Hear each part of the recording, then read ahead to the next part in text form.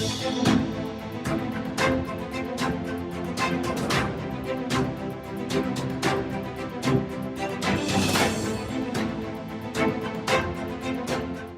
और कनाडा के बीच दिनों दिन तनाव बढ़ता ही जा रहा है।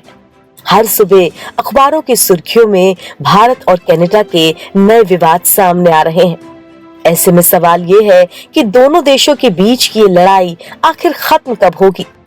अगर भारत और कनाडा के बीच दोस्ती खत्म हो गई तो दोनों देशों के व्यापारिक मामलों पर क्या असर पड़ेगा? चलिए जानते हैं। G20 में मिले थे दोनों देशों के बीच तनाव के संकेत।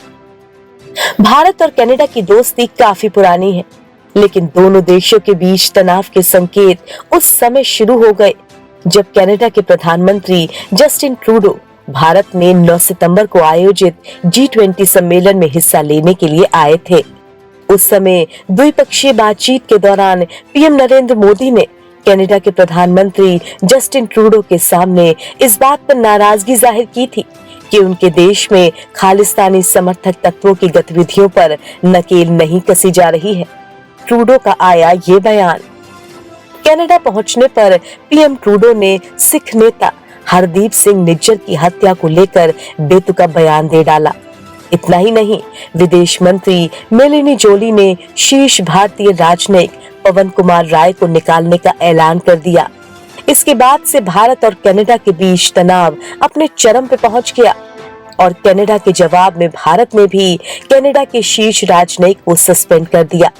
पलटकर भारत सरकार ने कनाडा सरकार के आरोपों को सिरे से खारिज कर दिया और कनाडा के एक सीनियर डिप्लोमेट को निष्कासित कर दिया। कौन था हरदीप सिंह निज्जर? दरअसल हरदीप सिंह निज्जर जालंधर के भार सिंहपुरा गांव का रहने वाला था। वो 1996 में कनाडा चला गया था। कनाडा पहुंचने पर निज्जर ने एक प्लम्बर के तौर पर अपने करियर की शुरुआत की। देखते ही देखते वह खालिस्तानी गतिविधियों में शामिल हो गया। उसने भारत में खालिस्तानी समर्थकों की पहचान करने, उन्हें ट्रेनिंग देने और फंडिंग करने का काम शुरू किया।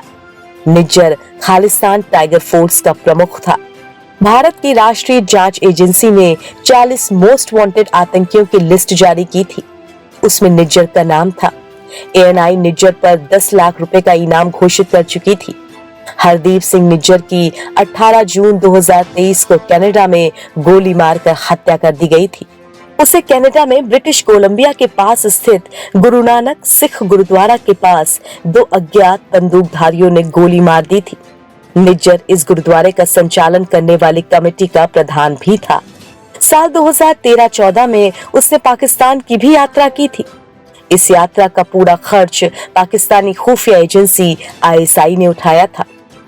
कनाडा से दोस्ती टूटी तो भारत को होगा ये नुकसान।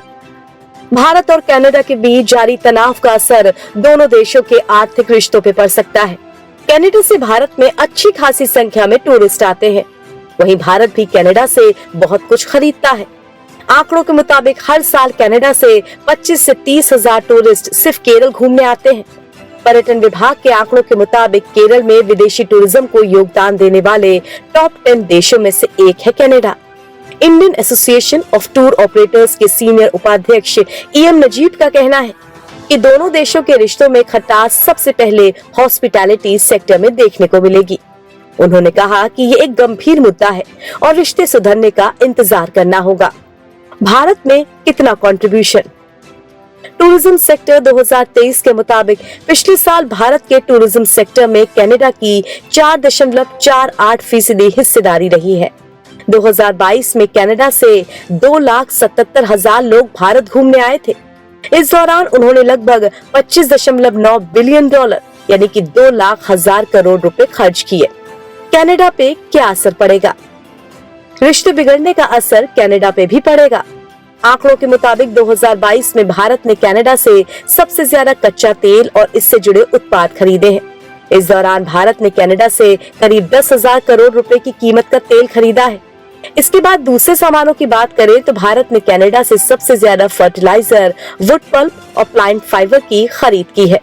भारत कनाडा से न्यूज़प्रिंट, कोयला, फर्टिलाइजर, दालें, पोटाश, लकड़ी, माइनिंग प्रोडक्ट और एल्युमिनियम जैसे सामान इंपोर्ट करता है।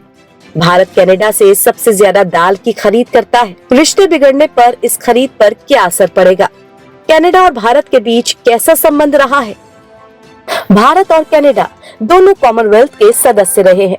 कनाडा को 1867 में स्वतंत्रता मिली, जबकि भारत 1947 में आजाद देश बना। 1947 से ही दोनों देशों के बीच खास संबंध रहे हैं और दोनों देशों ने कई क्षेत्रों में एक साथ मिलकर काम किया है। कनाडा और भारत के बीच कई मामलों पर मतभेद भी थे। कनाडा उत्तरी अटलांटिक संधि संगठन यानी कि नाटो का संस्थापक सदस्य रहा है, जो शीत युद्ध की समाप्ति और सोवियत संघ के विघटन के बाद भी एक सैन्य गठबंधन के रूप में जिंदा है। पिछले दिनों कनाडा में भारतीय राजनयिकों को निशाना बनाते हुए कई भारत विरोधी पोस्टर लगाए गए थे। ऐसा ही एक पोस्टर कनाडा के एक शहर वैंकूवर में भारतीय वाणिज्य दूतावास के बाहर लगाया गया था। ये पोस्टर खालिस्तानी समूहों द्वारा लगाए गए थे। पोस्टर में कनाडा में भारतीय राजनयिकों के चेहरे को वांटेड करके लिखा गया था। इसके बाद 1 सितंबर को कनाडा ने भारत के साथ प्रस्तावित व्यापार संधि पर बातचीत रोक दी। दोनों देश पिछले कुछ सालों से इस व्यापार समझौते पर काम कर रहे थे। दोनों देशों के बीच व्यापार संबंधों को लेकर चिंता। भारत और कनाडा के द्विपक्षीय संबंधों में उठापटक नजर आने के बाद दोनों देशों के बीच व्यापार संबंधों को लेकर चिंताएं बढ़ गई हैं। पिछले हफ्ते नई दिल्ली में G20 शिखर सम्मेलन के बाद कनाडा ने भारत के लिए एक व्यापार मिशन स्थगित कर दिया, जिस पर अक्टूबर में सहमति बनने वाली थी। भारत और कनाडा दोनों देशों ने इस साल की शुरुआत में कहा था कि वो 2023 के आखिर तक एक व्यापार समझौते की रूपरेखा पर सहमत हो सकते हैं, लेकिन अब समझौते पर बातचीत रुक गई है। दोनों देशों ने कहा कि उन्होंने 2023 की शुरुआत में ये व्यक्त करने के बाद व्यापार वार्ता रोक दी थी, क्योंकि उनका टारगेट इस साल तक प्रारंभिक व्यापार समझौते पर मुहर लगाना था। रिपोर्ट के मुताबिक दोनों देशों के बीच द्विपक्षीय वाणिज्यिक संबंध 100 अरब डॉलर के हैं, जिसमें 70 अरब डॉलर का कनाडाई पोर्टफोलियो निवेश शामिल है। भारत कनाडा का 10वां सबसे बड़ा व्यापारिक भागीदार है और एक व्यापार सौदे की योजना 1 दशक से ज्यादा समय से ठंडे बस्ते में है। स्टैटिस्टिक्स कनाडा के मुताबिक 2022 में दोनों देशों के बीच द्विपक्षीय व्यापार कनाडाई व्यापार के कुल 1.52 ट्रिलियन कैनेडियन डॉलर में से 13.7 बिलियन डॉलर का था। भारत और कनाडा के बीच व्यापार। पीटीआई की रिपोर्ट के मुताबिक भारत और कनाडा के बीच द्विपक्षीय व्यापार में हाल के वर्षों में अहम बढ़ोतरी देखी गई है, जो 2022-23 में 8.16 बिलियन डॉलर तक पहुंच गया। कनाडा को भारत के 4.1 बिलियन डॉलर के निर्यात में फार्मास्यूटिकल्स, रत्न और आभूषण, कपड़े, साथ ही मशीनरी शामिल है। दूसरी ओर कनाडा के द्वारा भारत को दिए गए 4.06 बिलियन डॉलर के निर्यात में दालें, लकड़ी, लुगदी और कागज, साथ ही खनन उत्पाद शामिल हैं। वित्तीय वर्ष 2023-24 की पहली तिमाही में कनाडा को भारत की तरफ से किया गया निर्यात लगभग 911 मिलियन डॉलर का था, जबकि कनाडा से आयात 990 मिलियन डॉलर का था। वर्ल्ड बैंक के आंकड़ों के मुताबिक भारत को वित्त वर्ष 2022 में कनाडा में रहने वाले भारतीय नागरिकों द्वारा लगभग 859 मिलियन डॉलर प्राप्त हुए। रिपोर्ट के मुताबिक कनाडा और भारत के बीच व्यापक आर्थिक साझेदारी समझौते में द्विपक्षीय व्यापार को 6.5 बिलियन डॉलर तक बढ़ने की क्षमता है। इसके 2035 तक कनाडा के जीडीपी में 3.5 बिलियन डॉलर से 5.9 बिलियन डॉलर की अनुमानित बढ़ोतरी होगी। कनाडा ने भारत में क्या निवेश किया है? कनाडा के बारे में इन्वेस्ट इंडिया पेज से पता चलता है कि अप्रैल 2000 से मार्च 2023 तक लगभग 3,306 मिलियन डॉलर के कुल निवेश के साथ कनाडा भारत में 17वां सबसे बड़ा विदेशी निवेशक है।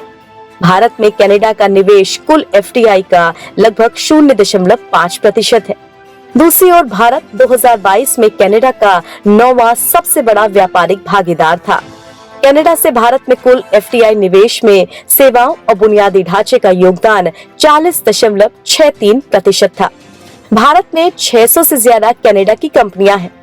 साथ ही बॉम्बार्डियर और SNC लेबनान सहित 1000 से ज्यादा कंपनियां सक्रिय रूप से भारतीय बाजार में कारोबार कर रही हैं। भारत में कनाडा के पेंशन फंड। कैनेडियाई पेंशन प्लान इन्वेस्टमेंट बोर्ड यानी CPPIB ने भारत में कई निवेश किए हैं। हाल ही फंडिंग से पता चलता है कि ये निवेश कुल मिलाकर 1 लाख करोड़ रुपए से ज्यादा के हैं।